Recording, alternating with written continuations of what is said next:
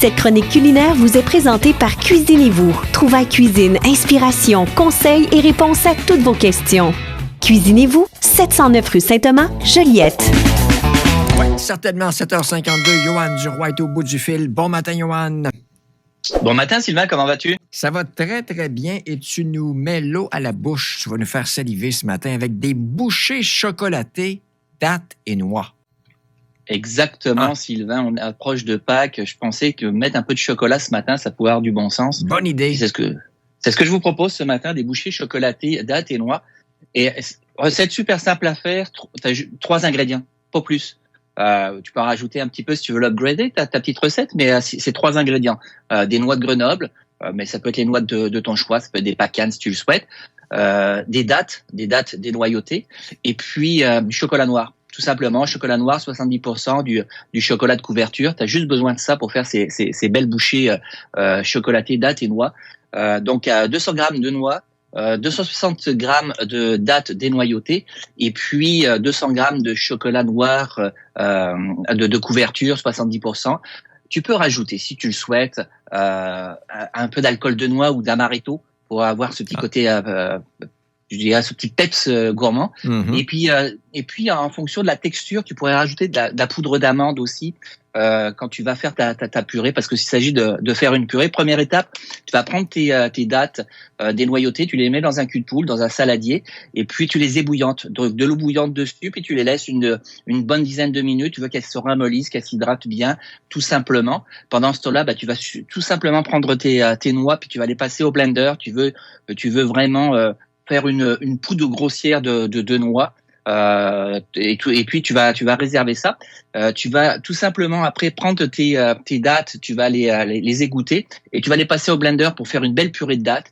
Tu vas mélanger cette purée avec ta poudre de noix ensemble. Tu vas bien amalgamer le tout. Pendant ce temps-là, au bain-marie, tu fais fondre ton chocolat noir, tout simplement. Et puis si tu vois que ta purée, ton mélange noix et dattes est un peu trop liquide, c'est là que tu vas rajouter par exemple ton alcool de noix si tu le souhaites. Tu peux rajouter un peu de poudre d'amande tout simplement pour bien tenir la préparation. Et puis tu vas utiliser des moules en silicone. Tu vas mouler ta purée, ton mélange, et tu vas les mettre au congélateur. Je te dirais, tu veux que ça fige bien au congélateur une bonne heure.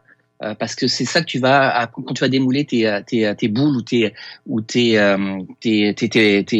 palets de mélange dattes et noix, tu vas les tremper dans le chocolat noir, et puis c'est ça qui va faire ta petite bouchée gourmande chocolatée. Donc un cœur fondant, goûteux. Il n'y a pas de sucre ajouté, c'est juste le sucre des dattes qui va faire le travail. Et puis tu rajoutes des demi-noix sur le dessus. Tiens, regarde, j'en ai fait, je vous les montre à l'antenne. J'ai utilisé ce moule en silicone là que je vous montre aussi. Donc des belles bouchées gourmandes. Est-ce que je vous en emmène en studio? Oui. C'est pas trop dur à croquer aussi. C'est fondant, c'est ça?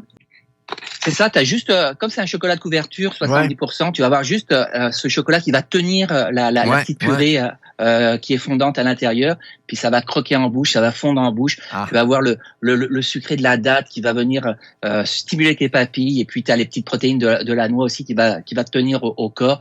Donc une belle bouchée gourmande. Facile à faire en famille, ça peut être une belle activité à faire avec les enfants à l'approche du congé de Pâques. Je te montre, je vous entendais dans le micro là, c'est des moules en silicone. C'est une vingtaine de dollars un moule en silicone. C'est vraiment pas cher quand on voit le temps qu'on sauve avec ces moules en silicone. Ça permet de démouler facilement, de mettre au congélateur, de mettre au four sans problème. Ça se nettoie, ça s'entretient facilement. Ils en ont aussi des moules pour faire des petites bouchées de chocolat. Donc vraiment un bel accessoire à avoir dans sa cuisine. Ça se nettoie super facilement avec de l'eau savonneuse. On nettoie bien ça. Donc je vous invite à aller chez nos amis de Cuisinez-vous, vous procurer vos accessoires et puis essayez cette petite recette. Vous m'en donnerez des nouvelles. C'est sûr. Merci beaucoup, mon cher. Passe une très belle journée. Donc, je te prends une petite bouchée, puis je t'emmène ça au studio, S'il te plaît. À la vôtre. S'il te plaît. Et pour mes collègues aussi. OK, ça marche, plusieurs. Merci. OK, j'ai compris. Bye-bye. Salut, bye-bye. Cette chronique culinaire vous a été présentée par Cuisinez-vous, une magnifique et grande boutique vous offrant plus de 15 000 produits avec toujours le meilleur rapport qualité-prix. Cuisinez-vous à Joliette au 709 rue Saint-Thomas.